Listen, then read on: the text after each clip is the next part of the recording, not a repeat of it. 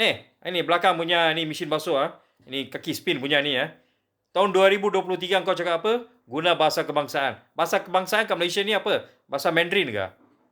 Yang kat dekat Seri Rampai punya temu janji punya kad, semua dalam bahasa dia. Apa cerita, brother? Yang kau cakap, kau kencing, kau cakap tahun 2023 gunakan bahasa Melayu dalam urusan rasmi, itu klinik kesihatan tu apa? Lu punya bapa punya hospital kah? Itu private hospital kah? Itu klinik kerajaan. Kau ada faham kah? Ini satu lagi ni Depsi Dia orang punya otak tu belakang itu. Sorry to say lah, babi punya bontot lah dia orang ni.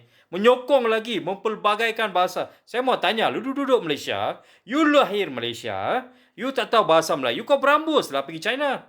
Mengapa duduk sini? Patutlah you banyak sangat sokong UEC. Sebab you sendiri tak nak memartabatkan bahasa Melayu.